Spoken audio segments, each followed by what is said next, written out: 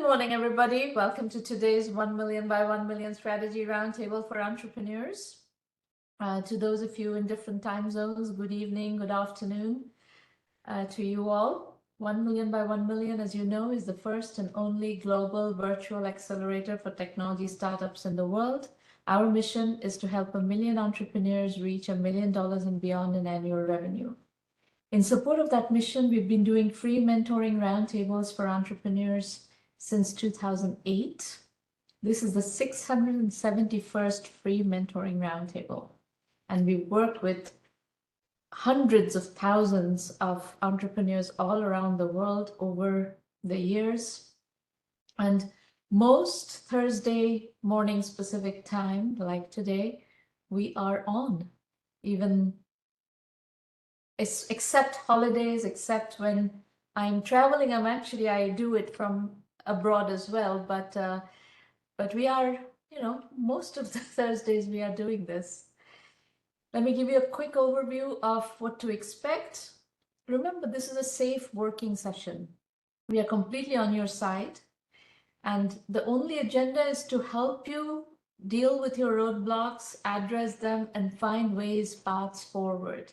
There's no other agenda here. This is not Shark Tank. There's no entertainment agenda, nothing. This is just a working session. If you disagree with my feedback, that is your prerogative. This is your venture. You do what you want. I will tell you what I see, what I think you should do. But at the end, the decision is yours, what you want to do. We're going to start with Amit Verma. Ottermap is the company. Amit, please unmute your line and get going. Thank you, Surma, for the opportunity today. I'll straight away, I'll first introduce myself and then jump to the deck straight away. So I started working in the year 2010, simultaneously when I started my graduation. Since then, I have been working into multiple industries, starting from real estate, investments, banking to startups. And then I also worked on one of the government projects with the Department of Science and Technology in India. Okay. Here, exploring and researching on startups and new inventions. That was a very fulfilling experience for me. At that particular time, I also entered into my own venture, which is Ottermap. So we cater to the North American market, and we have developed an enhanced platform with which we provide services to outdoor service providers based out of North American market. What we do is solving the problem of eliminating manual work for manual administrative work for these companies. We are typically talking about outdoor service industries, which is landscaping, snow removal, and facility services. So the problem that we are directly addressing right now, it's about manual mapping process.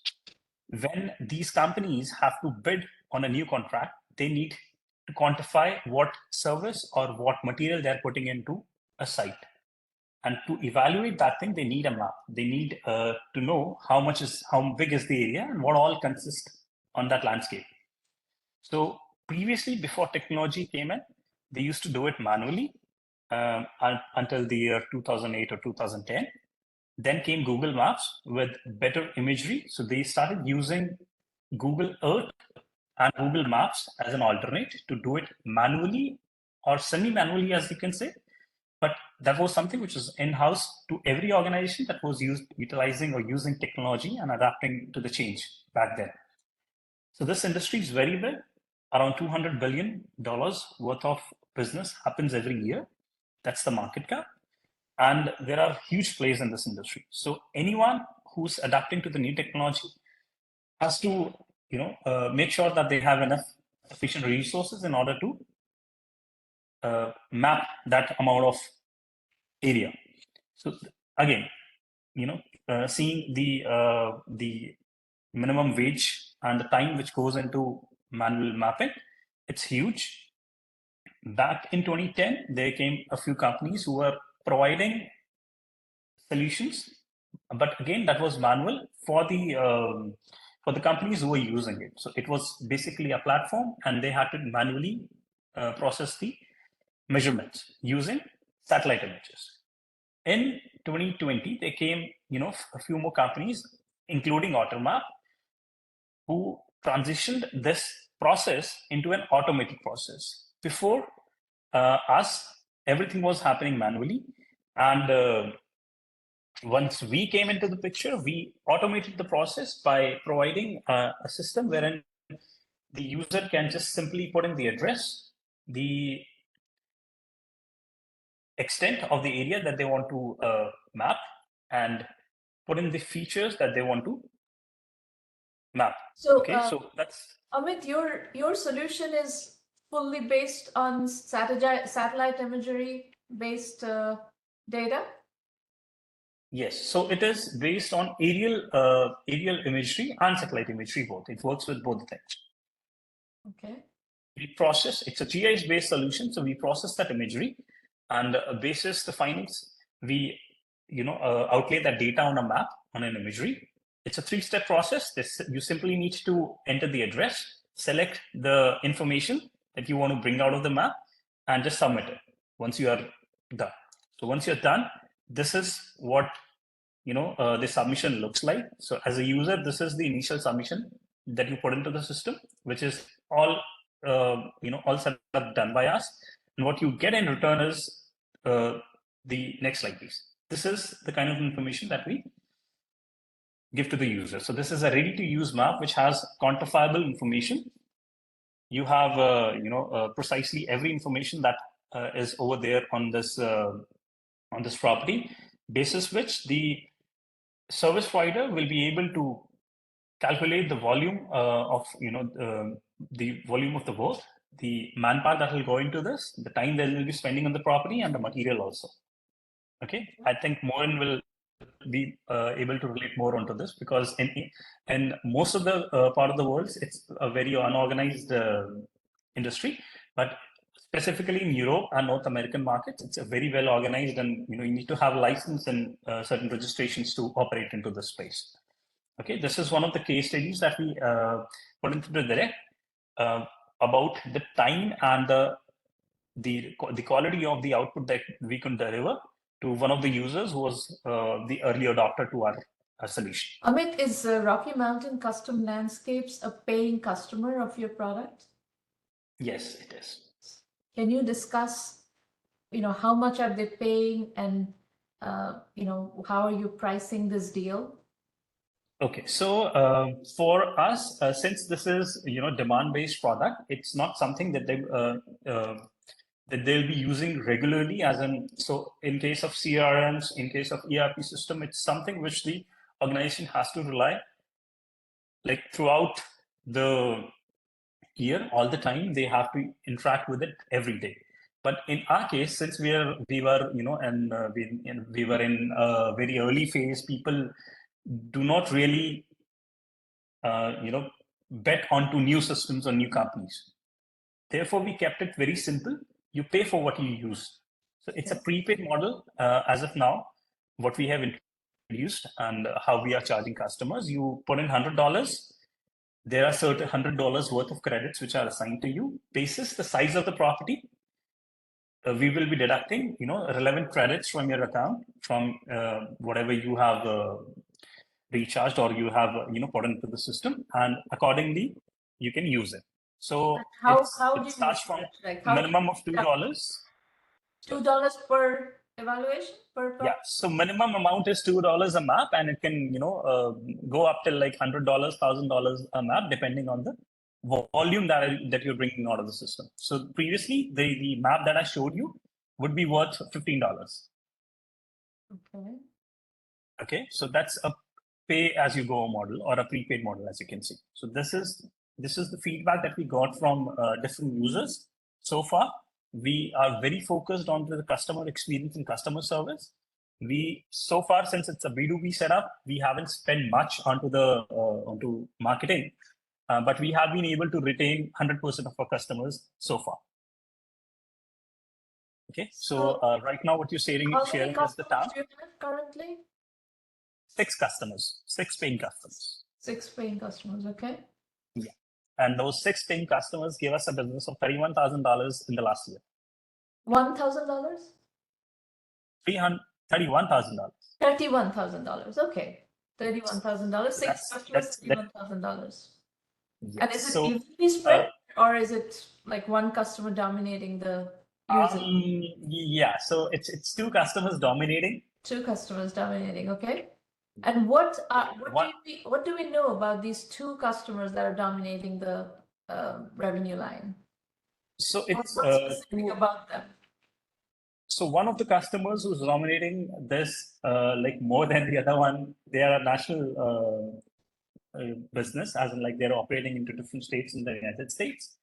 The other customers who has spent like almost 20 to 30% of the, I'll say 20% of the net revenue is operating into 2 states. So they're a big company. One is worth, I guess, $60 to $70 million worth of company, and the other one is $15 to $20 million worth of company. Okay, got it. All right, I have an operating understanding into different sites. Now, as far as your TAM numbers are concerned, I see these big numbers, $153 billion in landscaping. Is this a bottom-up TAM analysis? Yes, actually. What I have tried to do over here is, so the entire landscaping business industry is worth $153 billion as per the various published resources. What we do is we cater to 3 of these industries. Hang on one is landscaping business. One second. Market size, TAM, in our business, in the startup business, is not the total size of the industry. It is your market size. So I'm coming to that. Never put $153 billion on the slide. Okay, I'll take that as a feedback. But then, just to address this concern, of course, I understand that part which you're saying that that's not certainly the market that we are addressing. That's not in the service addressable market in terms, right? So therefore, I have addressed this as a TAM.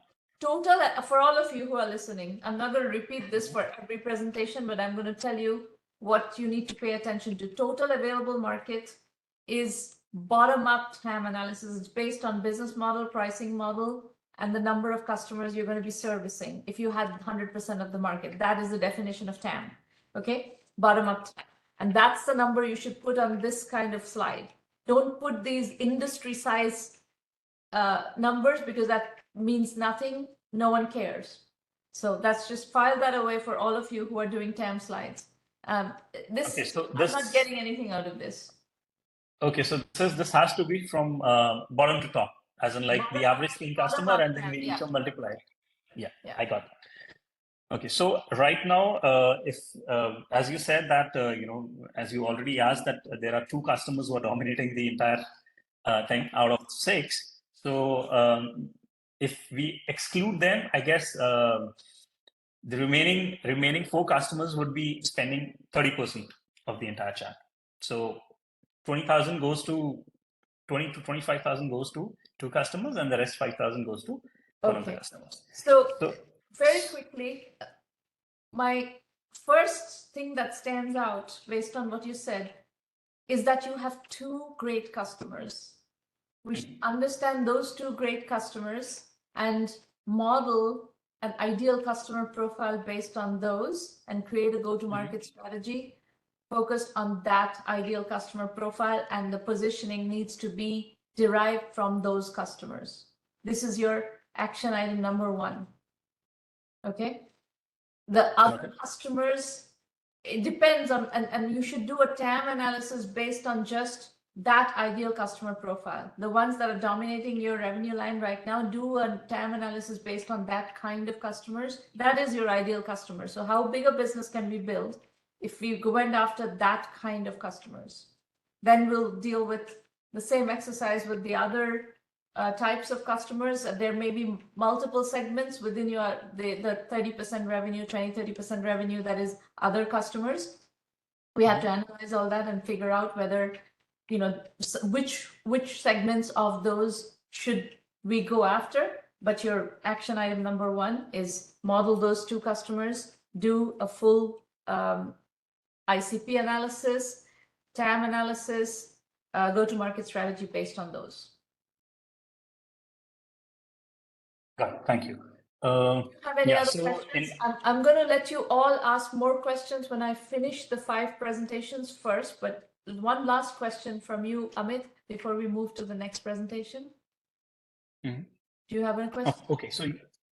So one of the things that really concerns us is these how to manage the spends better. So what we are doing is, since we are bootstrapped, we are actually burning the monthly revenue that we are earning. So every month it's like a neck-to-neck game, wherein whatever we earn, by the end we are closing down with the salaries. We have burned everything, so we are not able to scale up or spend or make some bandwidth for the marketing to scale up. So that's a major challenge that we're facing right now.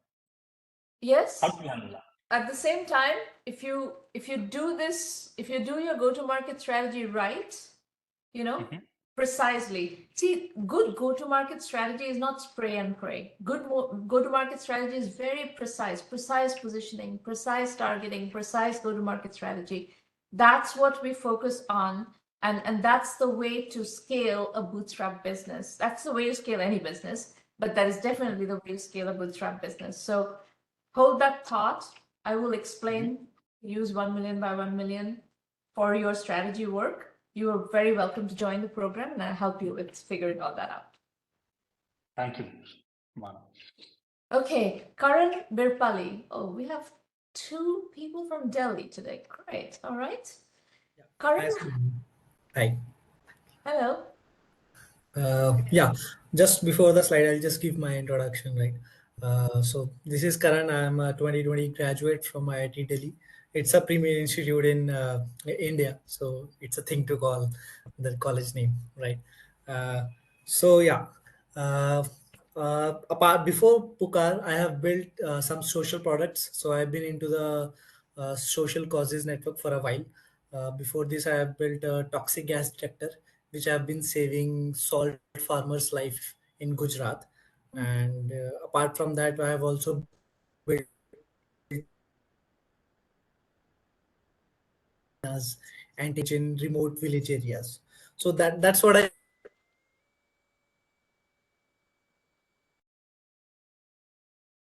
Karan, your audio is cutting in and out.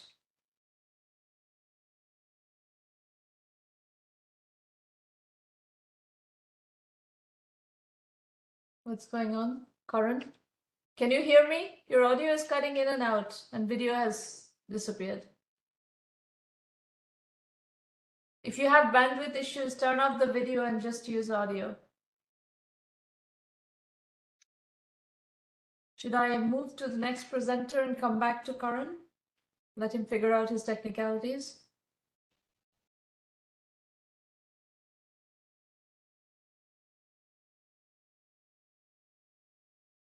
Lalit, why don't we go to you? I'll come back to Karan.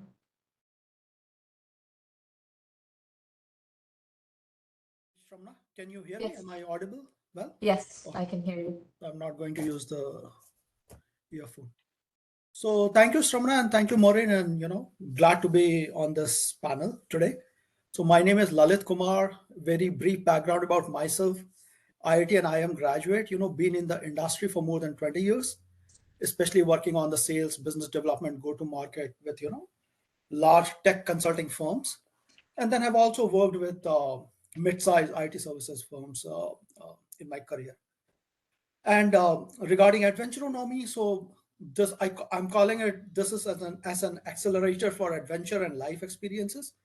So over the years, living in Silicon Valley, I kind of, realized that the access to outdoors is kind of limited in terms of the opportunity and awareness and everything, right? But in the Western countries, it is more kind of regularized, right? So that's the reason I'm building this, and I got interested in outdoors over the last 10, 12 years. I went on to learn motorcycling, sailing, skiing. But you're doing this out of Bangalore, not out of Silicon Valley, yeah? I'm sorry, Shramana?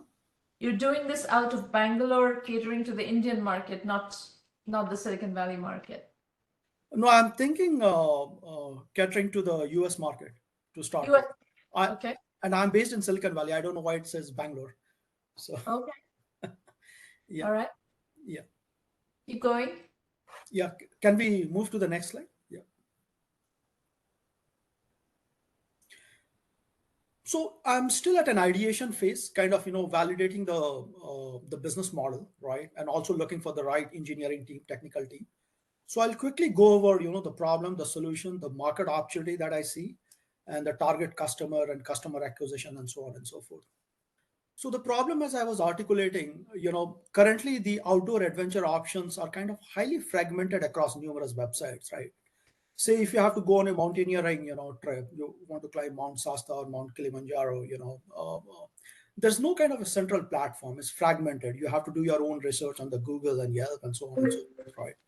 So I'm calling that the access is kind of broken, right? And it is just for the not just for the one sport. Someone who is really interested in outdoors may be interested in skiing and sailing and kayaking and scuba diving and so on and so forth.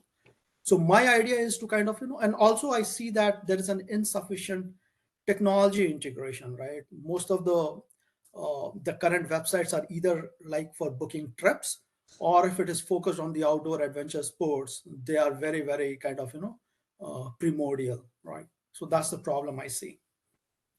And also, one problem that I wanted to highlight is, so I want to focus on, the learning skills, right? If you have to do skiing, if you have to do mountaineering, first of all, you have to learn those skills, right? Or sailing or motorcycle racing, whatever. So my idea is this is a platform for all the outdoor activities where the focus would be on guiding the user towards learning those skills, right? And obviously with the current AI technology and all, this will be an AI native platform, right? Where it understands the user journey in terms of what kind of, sports he's picking, what kind of skills he's looking at. So it will be a learning path for adventure skills. And obviously it will facilitate, the booking for some of this trips as well, right? And also the idea is to kind of build an engaged user community as we will be building this in a marketplace business model. Lalit, why did you call it an accelerator? I like that word. Don't use that accelerator. It's highly misleading. I spent your entire pitch trying to figure out where is the accelerator here. What if you're trying to build a marketplace? Call it a marketplace. Fair enough. Okay. Go ahead. The market option, I think I heard your comment, before this. So probably it needs to be revised. Again, this is an industry, right? So global Not adventure interested. sports, yeah, is more than 500 billion. But yeah, we are Not interested. right. Target customer would be, again, adventure sports enthusiast, anyone who is interested in learning sailing or skiing or kayaking or mountaineering or whatever. And obviously some of the professionals who are, into fitness, but then again, they find that the access to outdoors and learning skills are kind of limited. GTM strategy, again, will have to kind of, again, I heard your comment that it has to be very, very precise, right? So I think, again, as we are in an ideation phase, it's kind of all, partnership with some of the adventure outfitters who do mountaineering or skiing, some of the marketing channels providing the gym goers, marathon running events, adventure events, right? I mean, we'll pick the various online and the offline channels. So that's the idea. So on the customer validation, since it is a marketplace, the buy side and sell side. So on the buy side, I have spoken to a number of users, like, for instance, my gym colleague, right? I mean, obviously they find limited time, and they kind of reiterated the thought process that I showed, that, hey, if you want to learn skiing at a, as an adult, right, there is very, very limited kind of a awareness and opportunity, right? You have to kind of go on your own, right? There is no kind of a central platform, right? So my idea is, instead of probably, you use the word accelerator, I think what I'm looking at is kind of an Uber for adventure sports, if I have to put that way, right? Everything is very easily accessible, But right, on this platform. that's also not the right terminology. Uber is a marketplace. If you're trying to develop a marketplace where if somebody wants to learn a certain skill, whether it's motorcycle or skiing or whatever, what you're trying to bring on, connect them with are validated, qualified teachers, trainers, right? Right. So that's a marketplace. Uber is a marketplace. Uber is not a marketplace, you say, Shravana? Or Uber it is a marketplace. Right, right, Uber is a marketplace. right. So is it okay to call it Uber for adventure or no? Do you No, think? call it a marketplace. I'm going to give you something else. Okay. Finish your presentation. I'm going to give you something else to look at. Sure, sure. So in terms of business model, again, marketplace model would be based on, Commission. commissions, right? And then subsequently, as we expand, there will be a subscription plan for some of the premium features, the like learning path, offline learning path, right? Monthly outdoor trips, and so on and so forth, as we build the community. And obviously, there would be the partnership opportunities with some of the outfitters and the equipment rentals, and so on and so forth. So this is in the ideation stage, right? Yes. Yes. Okay. I'm going to give you something to look at, which will help you frame this. Right.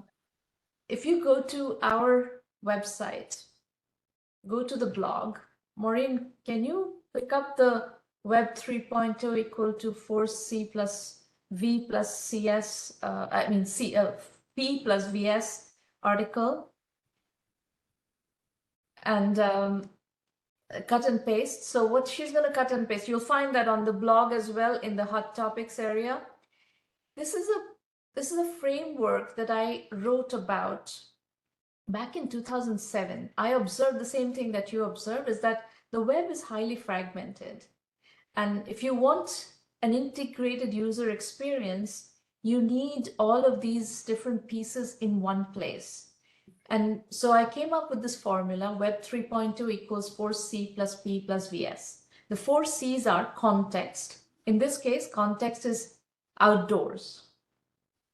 Context, community, commerce, and content. So if you want an integrated experience, you want all of these pieces in that particular context in which you're building the integrated user experience. You want community, you want content, you want commerce. In your case, you're talking about commerce being the marketplace where you're pairing up,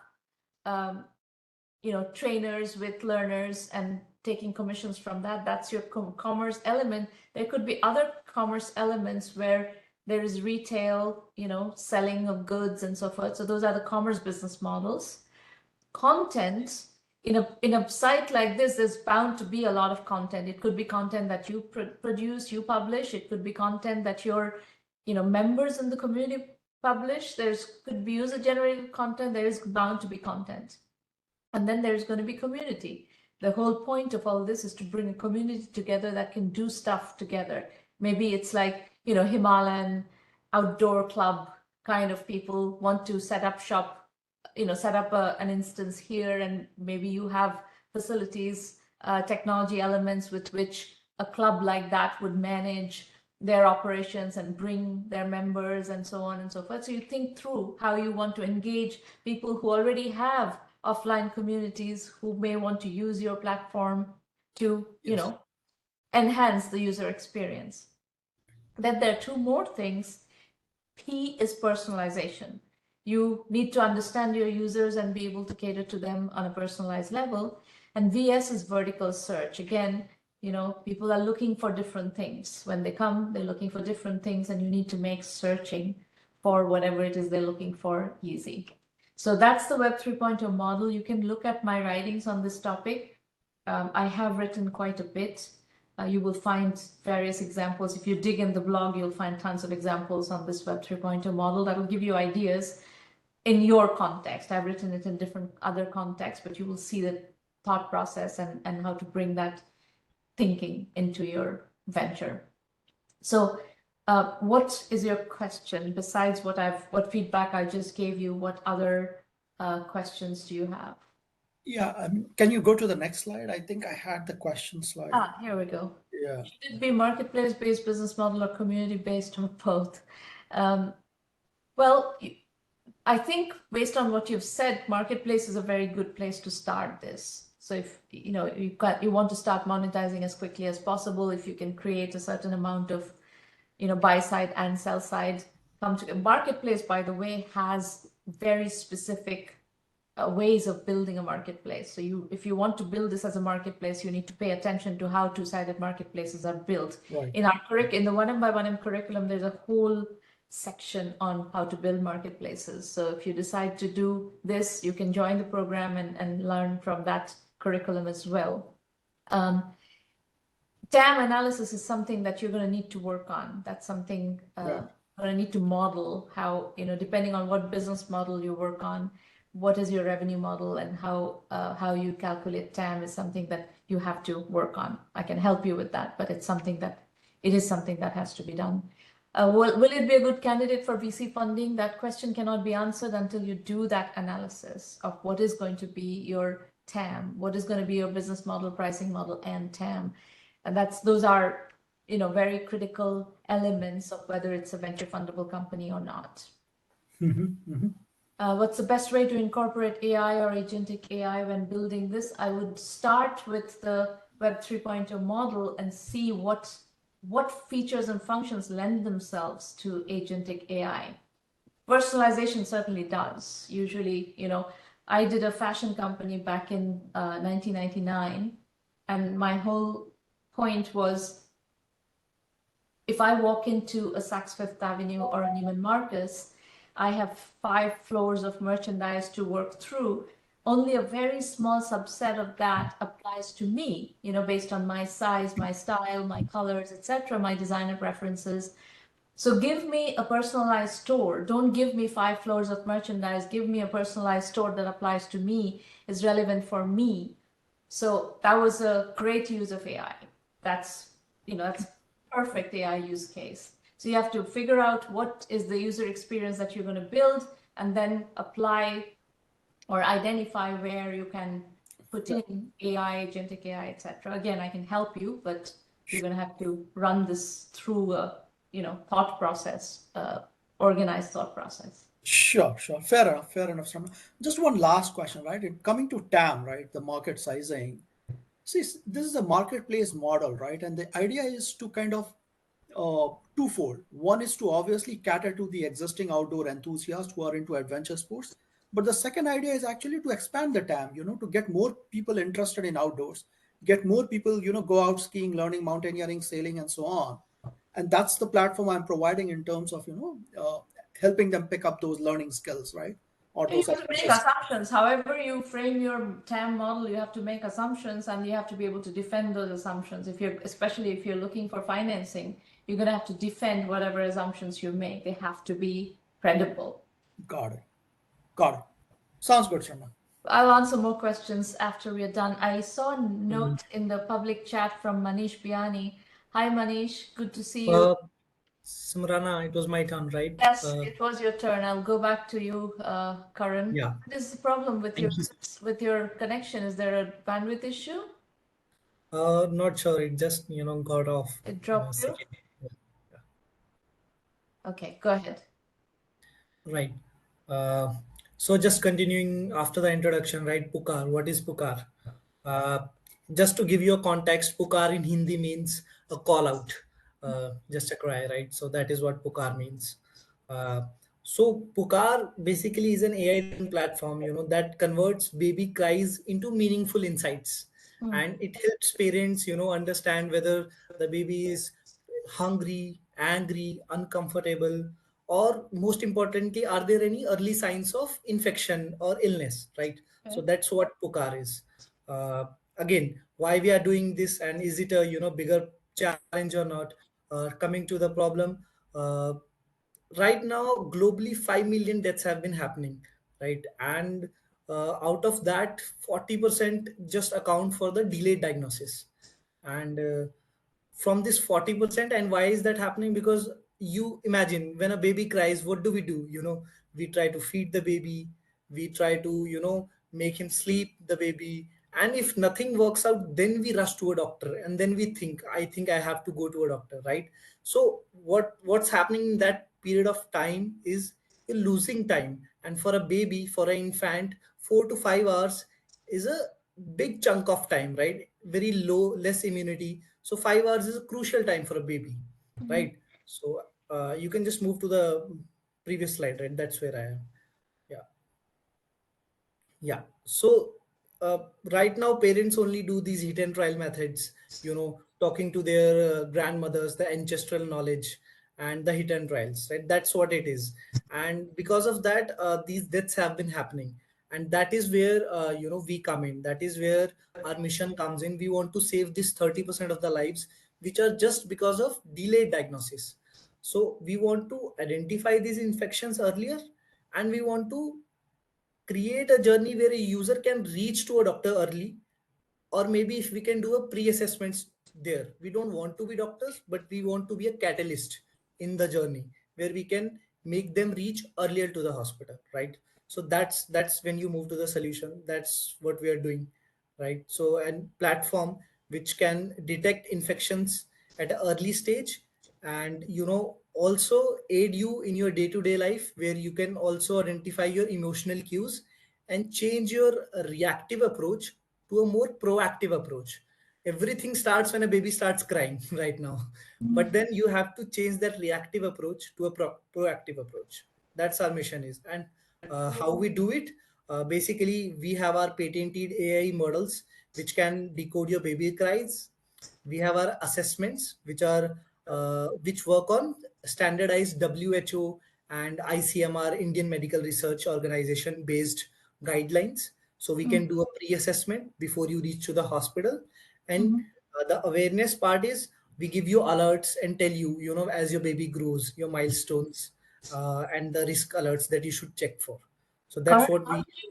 how did you develop this? You've already developed something? So yeah, so we our cry models is something that is we have already developed, and that stays with us because this type of data doesn't exist in the market. So only we have curated that type of data. When I say So data, it means how did you curate this? How did you gather this data? How did you model this? What is the right. technology? Is the technology work is the question that you're going to get. Right. So we have, collaborated with hospitals where doctors have recorded this data and labeled the cries, and then we have, on those labeled data, we have trained our models, and we are at 85% accuracy right now. Really? Generally, yeah, How generally, much data are you training on? so we have right now 3,000 cries where, on which we are piloting these with clinics so that we can expand more data, Okay. because the data is the gold here and nobody has that. So we have to expand it, right? So that is the where our problem, and why we are trying to pitch people is to have that inflow inbound of data. This Interesting. market opportunity, I got your I'm going to feedback, but skip then over. You've got the feedback. I'm going to yes. skip over But then that. that is calculated by myself. I've calculated from number of babies being born, and then in that terms, I have calculated the market. So this is something that you are Case thinking study. about India for the moment, yeah? Yeah, this is the case study that I have created, and even if 1% market capture is a big number, because it is sort of a category creation. Nobody is in diagnostic sector right now, so I'll have to take some indirect competitors to assume how much user No, will be. not at all. You have to make assumptions on how much. So there's one thing I'm going to tell you that you should keep in mind when you're doing your TAM model. You Hmm, said 5 million babies die, right? right, Um, there is a segmentation in that 5 million babies dying. right, They're in the economic pyramid. The bottom of the economic pyramid is very poorly serviced with medical help and healthcare services, and right. there's tremendous amount of infant mortality, baby mortality Yeah. in that segment. And what is the chance that you're going to be catering to that segment? Hmm, Question mark, right? It sounds like if it's going to be a mobile app, yeah. it's going to go more towards the higher end segment, especially if it's a paid service or paid app. It's going to go, your easier market entry point is through the higher end of the market, who have sophisticated the smartphones and so on to be able to run this through. So that is not a segment that is experiencing the kind of infant mortality that you are showing as your, problem Yeah, identification. got it. Got it. So yeah, Smrana, got your feedback, but then again, the Sramana, projection. Sramana, not Smarana. My name is Sramana. Sarmana, okay. So yeah, so about the ability to pay, about the wallet of the user, Yeah. the projections that tells me, what I have done is as low as $4 for a user yearly, and we still break even in 3 years, and we build a business of because we are mostly focused on India. So I would say we are about 10 million users and a business of almost 12 million ARR. So that is what my calculation says, as low as four. I don't have a problem with your not serving the lowest tier, because I think there's enough business in the high. There are two problems with the lowest tiers: is the subscription fee, are they going to pay for it? And two is the device. Your device needs to be sophisticated enough to be able to do this. And if it's a very, low-end device, it may not suffice for what you're trying to do. Makes So sense. okay, if you are going after a more affluent category, and that's fine. And if it's a $4 per year kind of price point, that's fine too. You have to figure all that out, test the market and figure all that out. The most important thing here is, does this technology work? I like what you're doing. It's very interesting. Thanks. In AI in general, all of you should keep in mind, people are always going to ask you this question: does this work? Does the AI work? So keep building data, and I like a B2B market penetration strategy. B2C customer acquisition is very expensive. So if you can go to market through hospitals and clinics where there's a lot of babies being delivered, and you can piggyback on their marketing capabilities, that this is something that the doctor prescribes, and the patients, basically the parents, the newborn parents. A CAC is around $9 in India. The CAC would be around $9. That's a lot if you're just charging $4 per. Yeah, but then again, there are high-end users and there are low-end users. So the cohort works that way, that the break-even, yeah. No, you can't. You have to figure out. This is where positioning comes in, and you have to be very precise about positioning. Don't spray and pray. Spraying and praying doesn't do anything. You have to decide on what market you're going to go after. What segment? Is it going to be the high-end segment, mid segment? Whatever is that segment, you need to go after that and define your positioning, define your pricing, all based on that assumption. So what is your ideal customer profile? What is the pricing that customer is going to tolerate? And what is the CAC that works for that category? You can't say it's a $9 CAC and price it at $4. That doesn't work. Got it. Got it. And then one feedback from the last slide, I have written B2B, B2G, everything. So does this scatter my, clarity? Should I keep one or two strategies here? How? Yeah. I think you should, if you can do tier 1 B2B, that is your market penetration. And then tier 2, tier 3, you're talking about tier 2, tier 3 hospitals, right? Cities and hospitals, yeah? Right. And B2G is government hospitals. That's your assumption?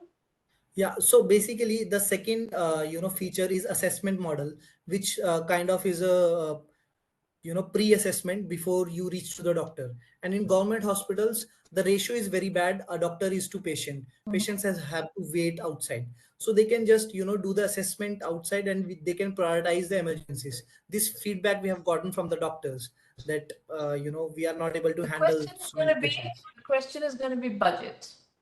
Who Okay. has the budget? Who's going to pay? So I think if you're assuming that the parent is going to pay, No. then you want a parent who can afford to pay. So it boils down, comes back to the same thing. The B2B is a channel. The hospital is a channel. Which ideal customer profile are you going after? Got it. Okay. Got it. All right. You can ask more questions later. Let me take two more pitches, and then we'll come back to Q&A in just a moment. By the way, people who are listening can also ask questions after we're done with the pitches. Anudeep Yegireddi, you are up We're Hi, using a different. Shravana. Is it Yes, for you? yes. This one? Yes, please.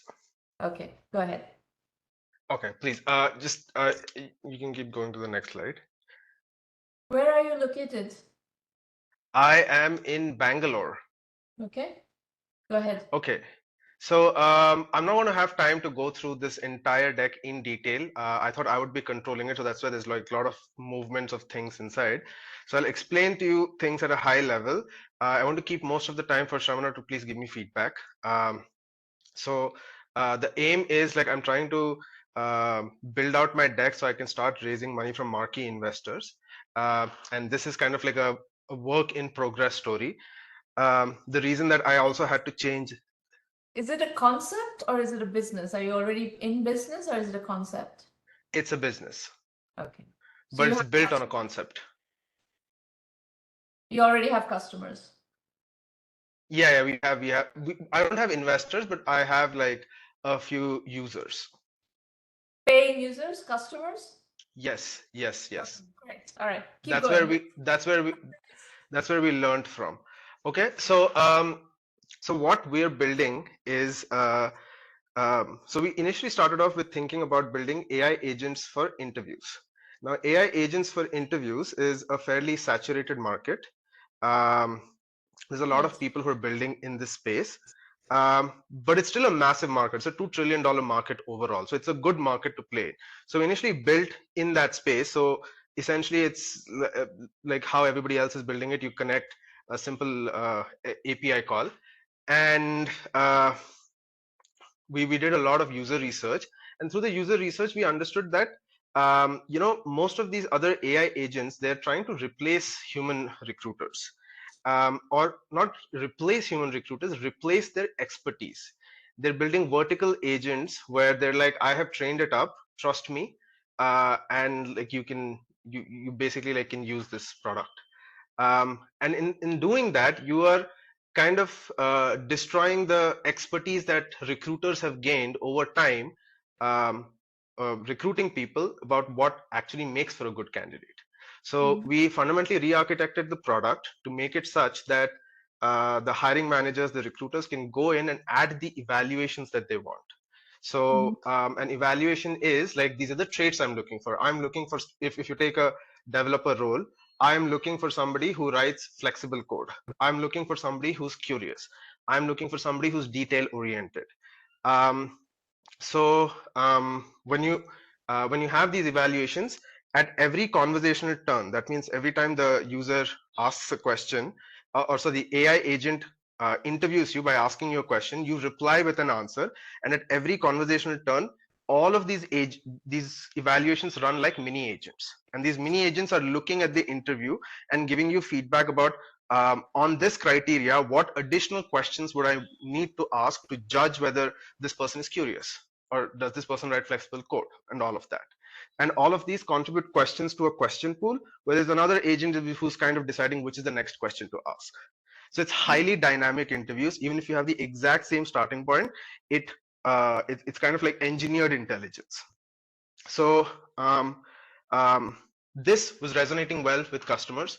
We went and got 3 paying customers. We didn't really know how to price this. We knew that fundamentally the concept was somewhat working. We started seeing positive signals. Sales was easy. Like, these people, once we showed them the demo, they started following up with us. They were like, hey, when can we get it? When can we get it? They closed invoices really quickly, but we didn't know how to price it. We wanted to price it on interview, pay-per interview. So we were thinking of doing something like $2 to $4 or $5 or $10. That was the range that we were thinking. Now, recently, we realized that there is a better way of implementing this that allows you to build your own recruiter. So essentially what we are proposing is you build your own recruiter. How do you build a recruiter? Now you can go to the next slide.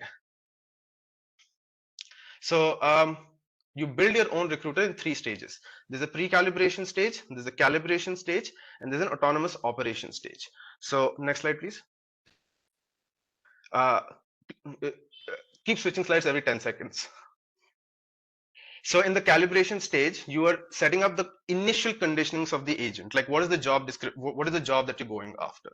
So here an agent will go through and give you guided interview, will guide you through discussions, acting as a recruiter to help build out a job description, a rating rubric, and interview questions and a simulation exercise for that role. So this is kind of the initial configuration. Then comes the calibration stage. In the calibration stage, for the first few interviews that you conduct, this agent will join you as a co-pilot. And when it joins you, next slide, please. It joins in the first few interviews as a co-pilot, and as it goes, so when it is acting as a co-pilot, if you go to the next slide, it's immediately helpful. So it joins the interview, it's already transcribing the entire thing, and based on its transcription, it is going to suggest questions for you. And you as the interviewer will mark up which questions are useful, which questions are not. If something you mark as useful, it just gets added to the question list. And you're going to ask the candidate the question. So that's happening. That's one part. Then at the end of the interview, the agent will debrief you. It will ask you like, what did you think about the candidate? What did you like? What did you not like? What qualities, etc., etc. Kind of like exactly how the current process works. And then through the debrief, the agent kind of understands what are the traits you're looking for. How does it add the right pressures into the agent, into the intelligence? So it builds those things. And then over the subsequent meetings, when it is joining as a co-pilot, more and more of its questions will start like resonating with the user. And in doing this, this acts as a trust building exercise. Like you see that, okay, this is actually like giving good questions. I like the questions that it's asking. Now I can trust it to just go out and do the autonomously recruit. And so that's the product. We do the things at the other end that everybody does, like stack ranking candidates based on everything. But the major difference is that we're building system to intelligence. Daniel Kahneman says system one intelligence is instinctive thought. We are trading latency. We're saying it doesn't need to be super conversation. It doesn't need to be like two people are speaking. It's okay if it takes some time, but better have good amount of thought loaded into it. So so building system to intelligence and participating in a massive market, and yeah, so it's also completely adaptive. The event-driven architecture is a fundamental, strong technology architecture that allows a lot of flexibility, and like just overall engineering of conversations. Next, it's a massive market. We've received feedback. Sorry? You need proper TAM analysis, bottom-up. I will do that. Yes, I will do that. And we have an unfair advantage. So I have worked in some of the biggest company, one of the biggest company in India, and I reported into my boss, who was previously the head of NHRDN in India, which is the National Human Resource.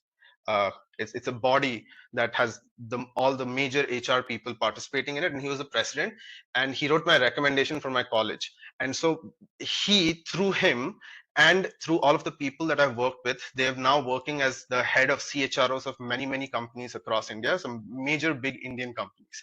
So we have board level access to all of these places, decision maker access.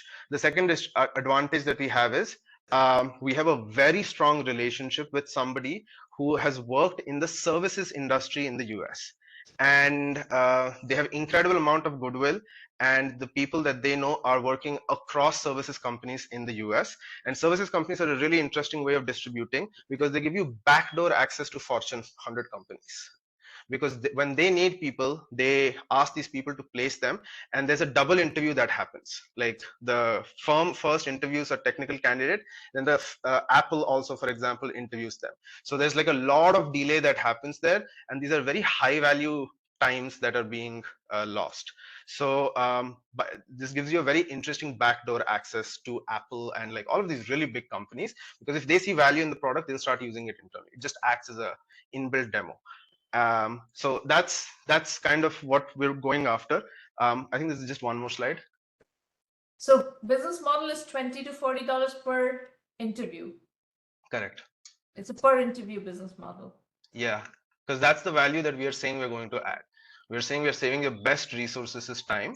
That's why we'll charge per interview. Because otherwise, if you go into outcome based, then sometimes people open jobs that they don't really close. You get into a different kind of problem. So what is this? What is the current status of the company? You're asking for something without showing where you are. Remember, I asked you the question, what is the situation with the company? Yeah, so You we have three. Go Yeah, ahead. so we have 3 paying customers. We've deployed like basic interviews that work, but it is through working with them that we've realized kind of the true form of the product. What we have in place is the fundamental underlying architecture of the intelligence that is in place. Now it has to be fit into the overall user experience, like as a co-pilot sitting in and like observing things. The fundamental architecture, which is the difficult part, that's in place. Now it's about fitting it into the user experience. That's the part we're at, and I want to hire engineers to like move quickly on that front, because we're starting to see initial signs of product market fit. I don't think this is at a stage where it's ready to raise $3 million at all. Okay, what would need to be true for it to justify a $3 million raise? There needs to be a go-to-market strategy. There needs to be an understanding. There needs to be much more evidence of MRR and so on. You know, there needs to be more metrics before you can raise $3 million. You can raise a pre-seed at this point. That is the best you can do. Okay. 3 million is seed. So I Okay. don't think you can raise a seed round yet. Okay, cool. So when you say go-to-market strategy, is the strategy that I said not a strong enough? No. No? If you can show that you're penetrating these companies, then it can be a strategy. But just because I know certain person, but I haven't really monetized anything through that person. If you know some certain person, use that person and the network and start showing customers. Okay. Otherwise, So it's not an LOI from there, or like actually them using our product internally, that would help. Yeah. Okay. You have to get people to start using your product and become paying customers to raise a seed. Pre-seed, at this stage, you can raise a pre-seed, but not a seed. Okay. Okay. Cool. Thank you. Welcome.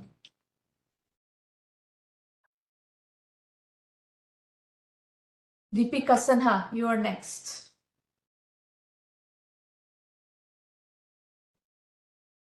Deepika, please unmute the line. You want to turn on your video, you can if you like. Yeah, sure.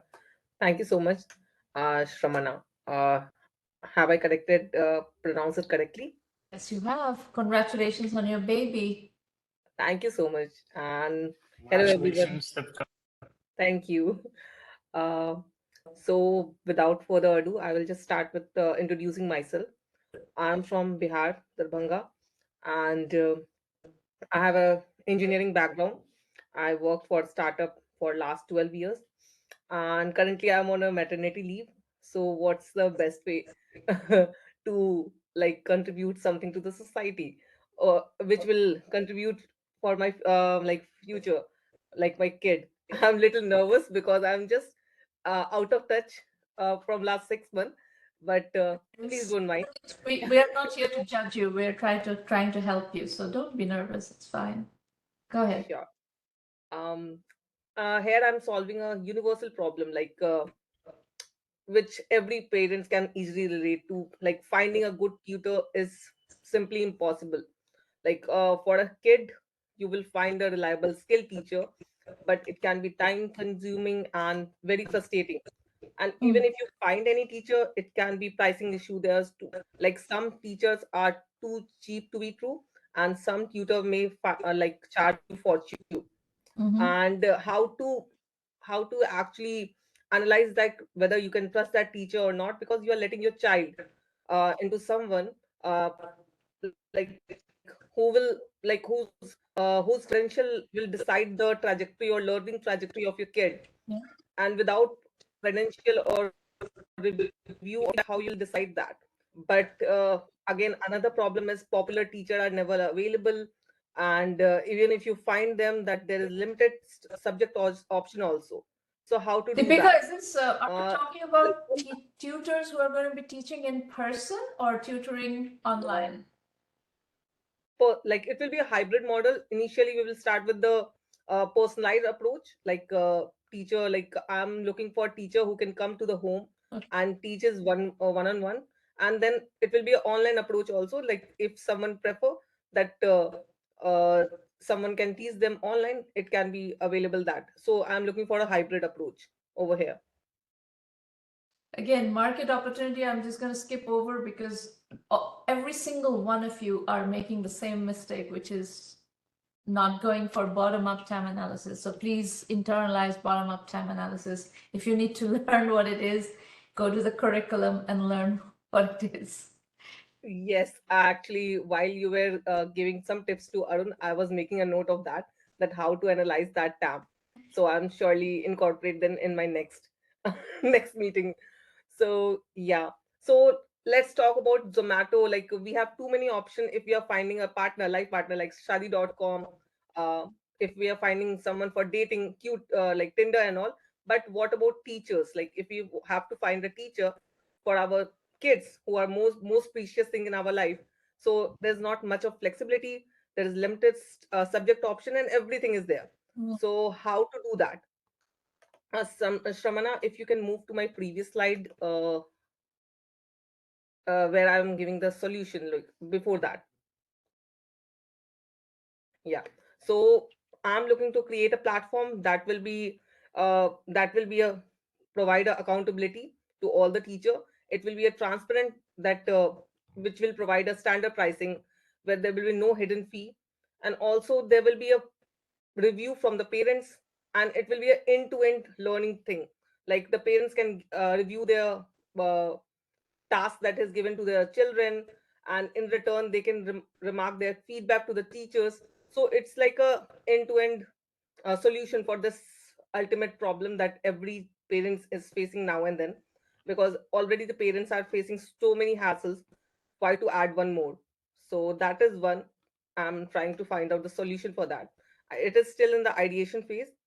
Regarding the TAM, I know I have just calculated something, because if you can see right now we have, if I will give you the rough data, right now we have 17.35 of total population that is going to school in India, and we are focusing on targeting that particular audience. Again, you have to, there are a lot of factors that come into deciding what is your target customer.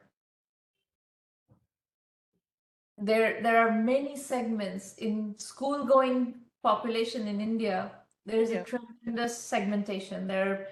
If you just segment by household income, that's a huge span.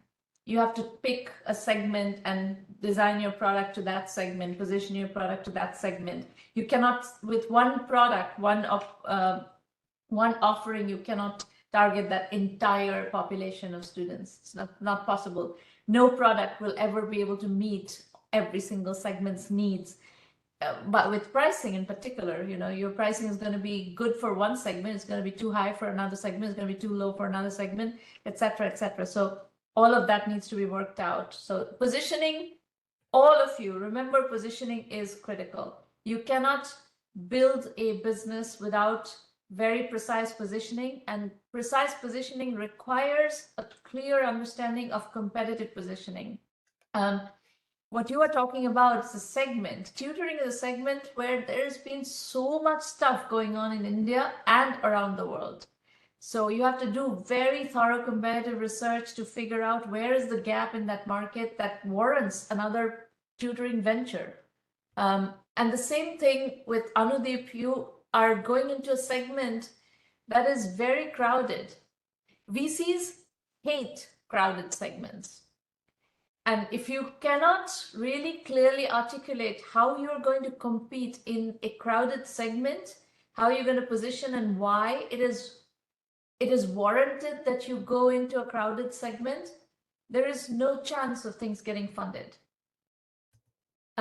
Deepika, I have one comment for you. It sounds like you are on maternity leave, which means you have a job right now. Yes, I have a job right now. Yeah, Where is that job? it's in Bangalore, but it's a remote job. Remote job. You're doing it from Bihar, but it's a Yeah, back job. yeah. So for those of you to whom this situation applies, in the early stages of a business, if you have a job, we strongly recommend bootstrapping with a paycheck. So this is our terminology for starting a company while you hold on to your day job, but you start building something on the side, which gives you runway. It gives you time. You're not in a mad rush to have to raise money or somehow or the other figure out how to pay the bills. So in your case, Deepika, bootstrapping with a paycheck may be an ideal scenario. The other advantage of bootstrapping with a paycheck is this.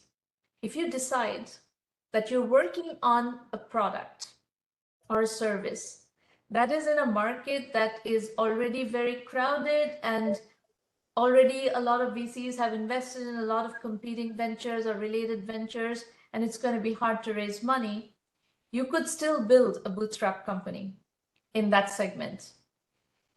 A lot of times what happens is companies get overfunded and then they go out of business.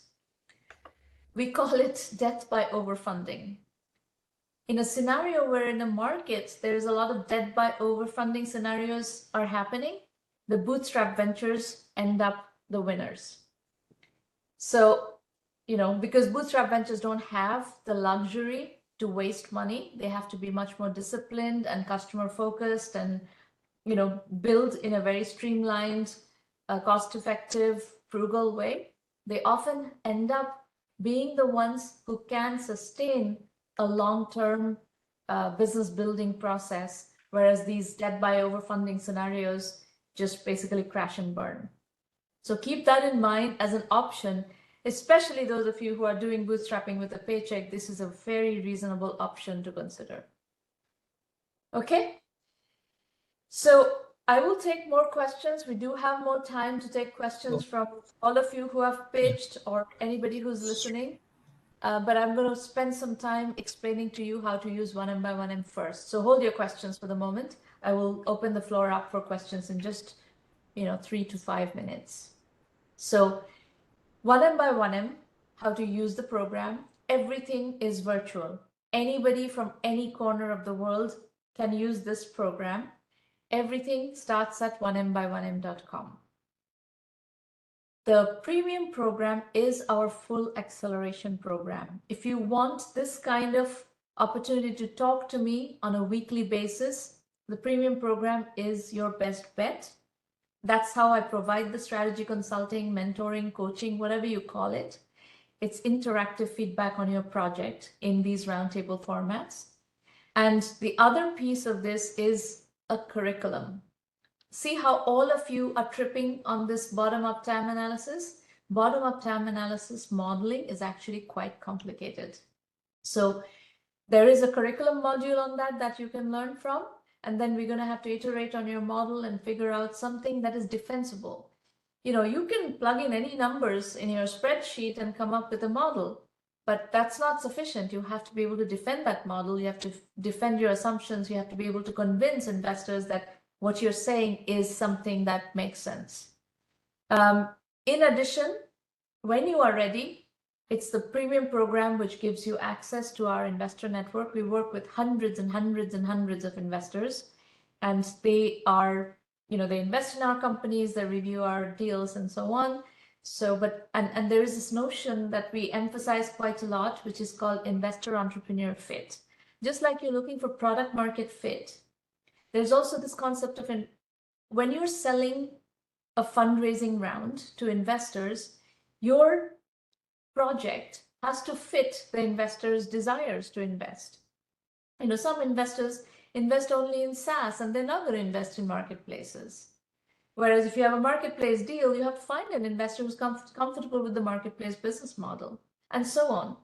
Plus, there is geographical issues, stage issues, pre-seed investors, seed investors, post-seed investors, pre-Series A investors, Series A investors, like a very large spectrum of different types of investors who have different preferences. So you have to find what fits your particular scenario and go after those investors. So we'll, work with you on all of that. And the final thing that you have access to through the premium program is influencer marketing. Through my influence, especially on LinkedIn, I have huge influence. That's one of the things that you have access to through the premium program. Now, if you just want to use the curriculum and get started, 1M Basic is also a fine option for you. While premium is $1,000 a year, basic is $99 a month. You're welcome to start with basic as well. That's fine. So go to the website, look up the links, what to expect from premium, what to expect from basic. We do get requests for one-on-one consulting, especially people who are obsessed with privacy often seek one-on-one consulting. It is available. It's just a lot more expensive. It's $1,000 an hour versus premium, that's $1,000 a year. So, there are free roundtables pretty much every week in February, March, April. Right now, we don't have any travel, any gap, nothing. So lots of slots available coming up. But the slots, as you can see, 5 slots filled up today. So you do need to book your slot and be there with your pitch. If you have questions about the program, Irina Patterson is your contact. Her email is irina@1mby1m.com. She's been with the program right from the beginning and will be happy to answer questions through, not only email or text. She's happy to talk to you on the phone, Skype, WhatsApp, whatever. Okay, we do have time for more questions. Anybody, more questions? Karan, this side, I would like to start. Yes, go ahead. Yeah. So the question is, we don't want to actually raise, we want to go slow and bootstrap it. But then the sort of things we need is collaborations with the clinics to pilot this, to reach a good accuracy before we go into market, because we don't want to give a gimmicky product. Sure. Right? So how do I figure that out? The collaborations, because doctors also look for what's in it for us. So that's what the question I get asked from the doctors to pilot this. Right. So is there any way? There is a very interesting way to do that, actually. Sorry? There is an interesting way to do that. I have seen this in other medical companies. Is the doctors, you can ask the doctors if they want to invest in your company as angel investors. Doctors tend to have money, and you could kind of put skin in the game and have them put in some money in your company, and you can build a syndicate of 10, 15, 20 doctors that represent different clinics and make that the incentive. And then they become really motivated to make you successful. Got it. Yeah, so that is the blocker that we have been having, collaborations with the doctors. But that's not the only way to get collaborations. Everybody wants to see, doctors have a conscience and they are trying to do good. So if you are offering value to them and to their patients, they're not only financially motivated. Good doctors have the motivation of being good in their profession. So this is having them as investors, not the only way for them to be. Basically, we are lagging in our efforts. So yeah, got it. You just have to talk to people and explain to them what you're trying to do and why and how, and they will be interested. If you have something that is working and that looks interesting, they will be interested. Doctors tend to be good people. Not all. Got it. Just the last question. Yeah. Yeah. How do I showcase this in the pitch? Even if I am pitching to some doctor or some angel, that this is working, because to do a pilot is a blocker, and then to show some studies of the accuracy, we need a pilot. So So you have 3,000. You have already models based on 3,000 data set. A data set of 3,000 units. You can kind of create a presentation with the salient learnings from that, and that's a beginning. And you can say that today I have 3,000 data points. with your help, we're going to expand that to 30,000, 300,000, and the model is going to keep improving. But this is what we are starting with. Got it, Ramana. And if you could help me. By the way, we have angel investors that we work with who specialize in healthcare, who have background in health. So if you're in the program, I will introduce you, and you can also get help from them. I'll still reach out to you. If you see a door, you should get in. So I'll just try poking. You're very welcome to get in the program. There's, you can work with me on a weekly basis, use my network and so on. And all of you are welcome. That's without a question. All of you are welcome to the program. Sure. Just from a quick Can I go question. next? Yes, Amit, go ahead. Okay, so Mana, as you know, we spoke about GTM, and we did, I guess, pretty fair enough revenue, seeing that we are bootstrapped. Can we consider ourselves as market validated, and can we go out in the market to raise $150,000? Yeah, absolutely. Yes. Is that a fair number? I think so. I have to look a little bit at your customers, how you're presenting the customers, but I think you have at least sounds like you have at least two really good customers, and that's good money with which to raise $150,000. Yes, absolutely. Right. So one quick question. Yes, go ahead. Sorry, Amit, you were saying something, or can I go? No, that's okay, sir. You can go ahead. Yeah. So I had a question or a thought regarding the bootstrapping strategy that you mentioned, right? So what's the kind of timeline that one should look at in terms of bootstrapping, right? What should be the ideal ideation phase, and by when you should have MVP ready, and when you should be able to, kind of have some paying customers and so on and so forth. So what's the timeline one should look at? Because you can bootstrap for years, right? But what would be the success criteria that you have seen in the market? Sridhar Vembu has bootstrapped Zoho to $1 billion company. So I know that, yeah. But what's the timeline, to measure success? The timeline to measure success is how it becomes sustainable. Bootstrapping will only work if you can do it sustainably. So you have to come up with a business model. In bootstrapping, one of the keys to successful bootstrapping is you have to start generating revenues quickly. Right. The only way there are a few different mechanics in bootstrapping, and we have all this in the training, in the curriculum. We use bootstrapping with a paycheck as one of the ways to fund the red ink, the period where you are not bringing in revenues. You could use bootstrapping with a paycheck. Another one is bootstrapping using services. There are companies that start as a services company. I know Manish is here, Manish Priyani, who's trying to bootstrap a company with services. Mm-hmm. There are a lot of services companies that have successfully bootstrapped products out of that model. We have an entire track for that, and that's something that we support very actively, and that's fine. That's also fine. It's easier to do that with B2B businesses. B2C is harder. Right.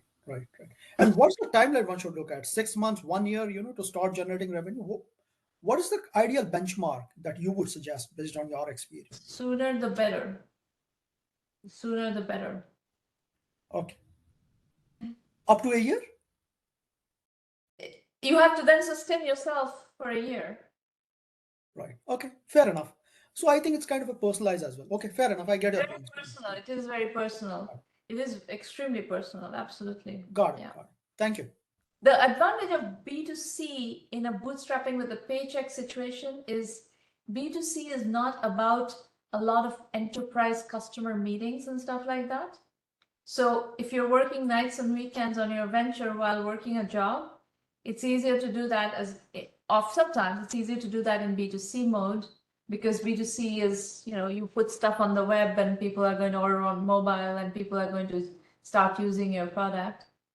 You're not time bound in terms of when you need to be available. Whereas enterprise customer meetings will happen in the middle of the day. That is not going to happen nights and weekends. So that's just one little kind of detail. Right. And is it? People are doing it in B2B businesses as well, so it's doable. And just one quick comment on that. And is it okay to raise funds, say, after bootstrapping for 2 years or 3 years? Yes, of course. Of course. Okay. As long as you have the But metrics which to raise. Correct. I'd like to add up to that, Romana. We are actually into that situation since we are addressing the market that we have is B2B, and we are actually reaching out to enterprises, and that too we have a regional barrier. So we are catering to the North American customers, and we are based out of India, New Delhi. So that's a major roadblock that we have. Yeah, so North American customers are nighttime customers, so it's advantageous for you. Yeah.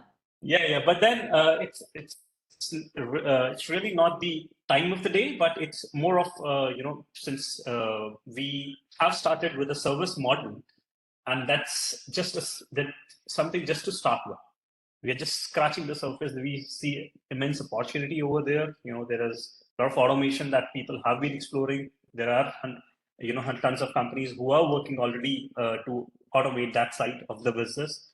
Apart from one product, which is mapping, we have started working on a blueprint takeoff software as well, which we are about to release this Saturday. Don't be careful about resources.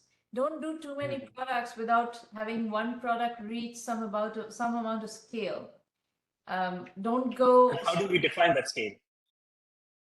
You certainly have not reached scale. A product we do understand, but millions of dollars in revenues before you start building another product. That's so one. The second one. Just 1 second. There's one thing that just came to my mind on apropos your question about $150,000 raise. Only if your bottom-up TAM comes out to be a venture scale TAM. If not, you cannot raise money. Period. Can you repeat that and elaborate that thing? Yes. If you are trying to raise money from the venture capital industry, your business has to have a certain level of TAM. So VCs, this is for everybody. VCs are trying to go from 0 to $100 million in revenue in 5 to 7 years. And that kind of velocity, high velocity revenue, is only possible if you have a $1 billion plus TAM. If you do not have a $1 billion plus TAM, you're not going to be able to meet that kind of velocity, and VCs are not going to be interested in your business. That's something that you have to keep in mind. Anybody else? Any other question? So I'll like to elaborate a little bit more on the second product that I just mentioned. So that aids to the initial product. That's the aerial mapping that we are doing. The second product that we're introducing is blueprint takeoffs. So all these businesses which are catering to, they also do construction. They're into that side of the business as well. And again, to bid on a proposal or to submit a contract, they need to quantify those blueprints. So blueprint is the drawing that is used to build a building. I'm sure you might be aware of that. So it's just to quantify that thing. They have been using, again, multiple softwares, all manual. Some of the industries have automated it, and we are, just now entering and with this new. Be careful about stumbling into the construction space. That's another incredibly crowded space. So if you're building products that treads into the construction space, be careful.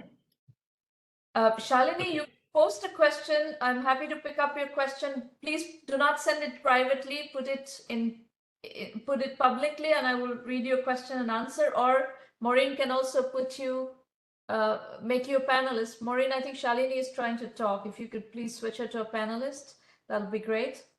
Deepika, you have another question, yeah? You're mute. Yeah. Since you have, hi. So since you have said and given me feedback that tutoring or edutech is a cluttered market, I have few questions. Mine idea was personalized tutoring.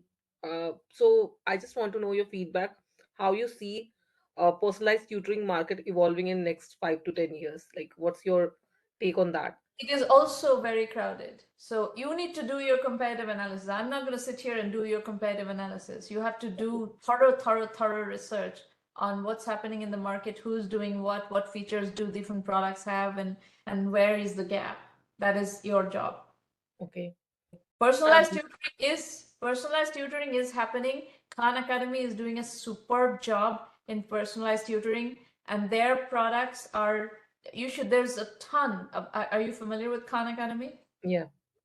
Have you looked at their personalized tutoring product? Like one-on-one personalized tutoring product? They have a personalized tutoring product, Khanmigo. You should look at everything there's out there about Khanmigo. I think Khanmigo is going to be a dominant force in the market. They're testing their product right now in 200 schools in America. Bill Gates is funding Khan Academy very heavily. I think Khan Academy is going to be a very, very important player in personalized tutoring. The other thing that you can look at, which would be interesting from where you sit, which probably Khanmigo is not going to go into as quickly, is language. Okay. Khanmigo's offering is mostly in English. I don't know how they're going to do multilingual offers. But in India, if you are in Bihar, for example, the language of instruction is not English necessarily, right? For the vast majority of the schools, English is not the medium of instruction. So if there is tutoring that needs to happen in Hindi, for instance, math tutoring in Hindi, that may have a certain gap in the market and so on. And the same applies to other languages, other Indian languages, whether it's Assamese or Bengali or Oriya or Tamil or Telugu, whatever. But I think language is a factor in the edtech market in India, which may give you gaps through which to get into the market. Right. Thanks for the feedback. I have one say that especially Khan Academy, I'm sure it's going to go big, but it's not serving. It's going to go very big. Totally. But it's not serving like Urban Clap or any big company. It's not serving in tier 2 or tier 3 cities or tier 4 cities of India. What's your take on that? That whether they are going to, I'm sure that the feedback that you have given, that language is a barrier. But they're just developing technology right now. They are not ready to scale. They're piloting with 200 schools in America. The Khanmigo product, they're just piloting in 200 schools in America. Once they're ready, they will go broad and they will go very deep. But I don't know what is their language strategy. Shalini? Thank you so much for allowing me to speak. So I'm building 1Mby1M. It's a community designed for singles who are 28, 29, 30s, 40s, 50s, looking for a long-term partner. And this is specifically targeting Indians. I am building this community on WhatsApp. I don't come with a tech background. My question here to you is, and I heard you talk about bootstrapping. It's bootstrapped, right? And this community was launched in July 2024, and we have over 2,000 members currently, and we're also clocking a very small revenue. But my question here is, I'm a solo founder, and my question here is, more than funding, I mean, I'd love funding, right? Who doesn't like funding? But more than funding, is there are they, for a lack of better word, I'll use mentors. And I don't want to say mentors, but are they individuals or organizations who provide only strategic advice and, help in making you think big, besides VCs and VC money? Well, 1Mby1M is exactly that. Okay. Why did you come to 1Mby1M? Don't you know that that's what we do? Oh, I am curious, and I haven't actually deep dived. Okay, well, go spend some time on the website, on the 1Mby1M website, and you're very welcome to join the program, and you'll get weekly mentoring. I will. Shalini, if you could just read the text chat. I am, Karan. So I Yeah. need to understand this better. So if you can connect with me on LinkedIn, Karan, I'm Shalini Singh on 1Mby1M. So if you can, thank you so much, Karan. I'd love to. Yeah. Yeah, it's just about personality tests and everything, the tags that people give right now, it is everything outdoor, how much they earn, what do they do, right? But you don't know what the person is from inside. So Karan, take this conversation offline, please. thank you. Yeah, Yes. Karan, let's connect on LinkedIn. Yeah. So Shalini, if you have other questions, I will No, ask. that's it for now. I will definitely If you're go looking through. for a mentoring, a really high quality mentoring service, that is 1 million by 1 million. So you're most welcome to join the program. Go spend time on the website, get to know the program, understand the program. If you think you want to join, please join. I'll be happy to work with you. Would do that for sure. Let me go and read it. Would do that. I might just take some time because we just automating WhatsApp because it was otherwise very Googled. I mean, I was just testing it out myself. That You do I it don't at know where your people own are coming, but schedule. yeah. You can do it at your own schedule.